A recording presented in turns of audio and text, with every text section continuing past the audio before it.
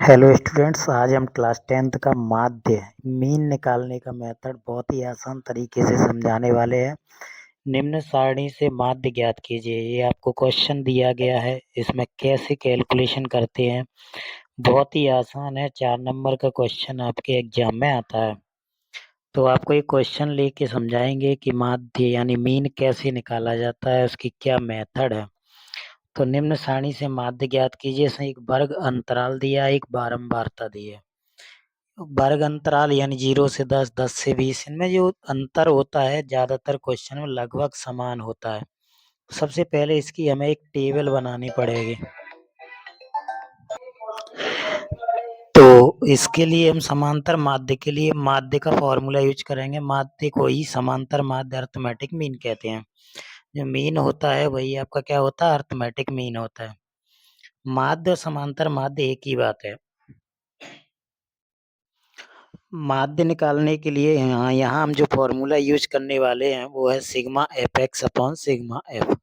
Arithmetic mean आपने पहले भी पढ़ा होगा। माध्य का प्रत्यक्ष विधि यानी डायरेक्ट मेथड से निकालने के लिए sigma F X upon sigma F इसका यूज किया जाएगा। सिग्मा का मतलब होता है जोड़ना। सिग्मा का मतलब क्या होता है, जोड़ना।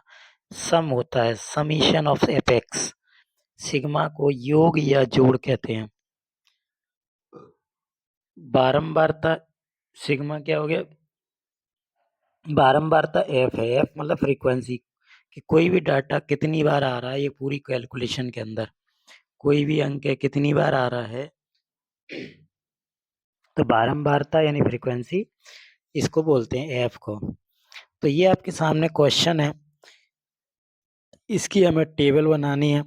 वर्ग अंतराल दिया है और आपको बारंबारता दी है। जो बारंबारता होती है उसी को अपन एफ कहते हैं, फ्रीक्वेंसी कहते हैं। हमको क्या निकालना है, माध्य निकालना है। माध्य निकालना है तो वर्ग अंतराल चाहिए और हमको फ्रीक्वेंसी यानी बारंबारता चाहिए। दो चीजें चाहिए। दो चीजें होंगी हमारे पास तो हम आसानी से क्या कर लेंगे, माध्य निकाल लेंगे। ठीक। तो वर्ग अंतराल के बाद बारंबारता, दो चीजें हैं। इससे हम एक टेबल प्रिपेयर करेंगे, टेबल तैयार करेंगे।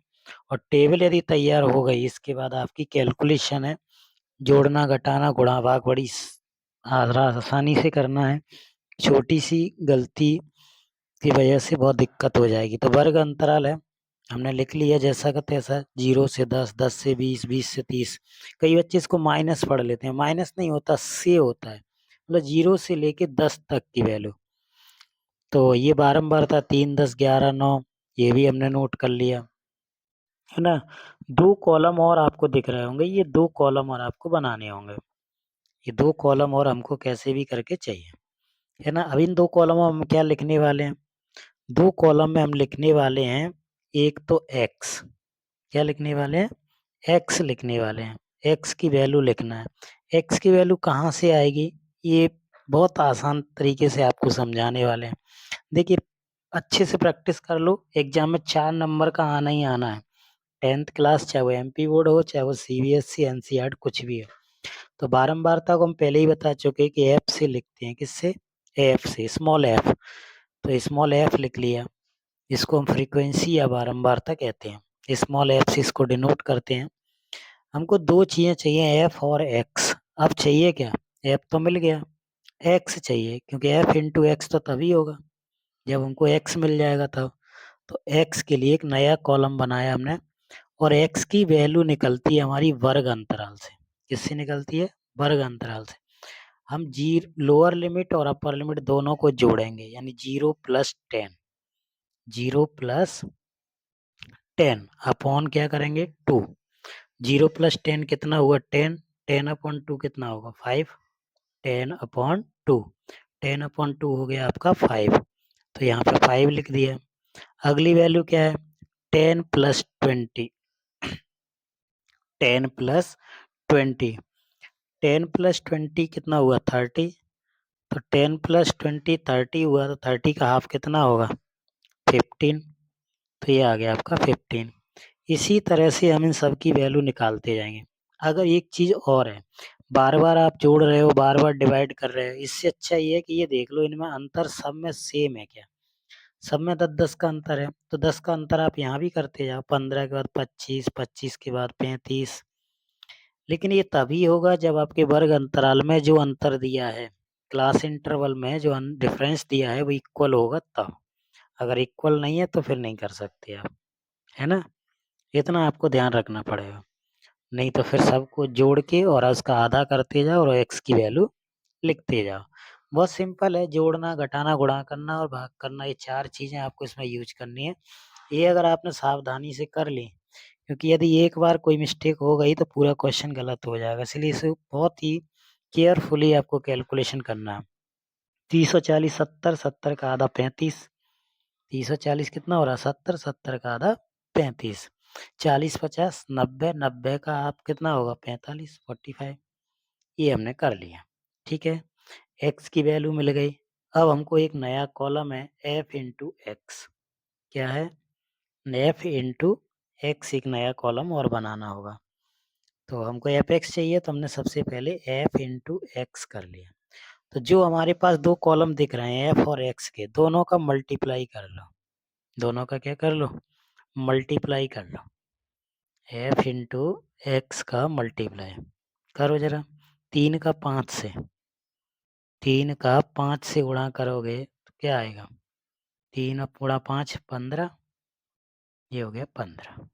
10 गुणा 15 150, 150। 11 गुणा 25 करो, मल्टीप्लाई कर लो। 11 इंटू 25 का मल्टीप्लाई 275। 9 इंटू 35, 9 इंटू 35 का मल्टीप्लाई 315। 7 इंटू 45 315। दो कॉलम हमें जोड़ने हैं, सिग्मा एफ एक्स चाहिए। मीन को हम एक्स बार से डिनोट करते हैं, ध्यान रखना। एफ एक्स और एफ के कॉलमों को ऐड कर लो, जोड़ लो इनको, पूरे नंबर को। जितने भी नंबर आपके सामने दिए हैं इन सबको क्या कर लो? जोड़ लो। तो इन सबको जोड़ा तो कितने हो गए? 40। इन सबको जोड़ दिया तो कितने हो गए? 40। Sigma F equal to 40। Another column F into X, F X है तो इसका भी समीशन निकाल लो, ऐड कर लो इनको भी। एफ इंटू एक्स हो गया आपका, एफ इंटू एक्स के कॉलम को भी क्या कर लेंगे? ऐड कर लें। तो इन सबको ऐड किया तो ये हुआ 1070, 1070। ये सिग्मा एफ एक्स की वैल्यू आ गई, ठीक।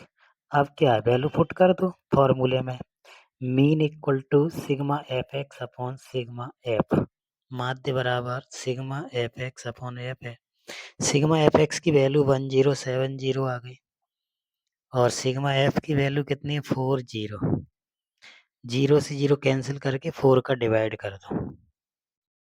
डिवाइड करना है कैसे भी करो, चाहे मिनिमाइज करो, कैंसिल करते जाओ, या पहले 4 का डिवाइड कर लो। एक जीरो बचेगा तो एक के बाद पॉइंट लग जाएगा। एक जीरो से एक जीरो कैंसिल हो गया। 4 का डिवाइड ये रब वर्क में आप अलग से कर सकते हैं या डायरेक्ट कैंसिल कर सकते हैं। तो 4 का डिवाइड किया, 4 दूनी 8, ऐसे करके 26.75 आपका आंसर आ गया। तो इसकी जगह लिख देंगे हम 26.75 आंसर।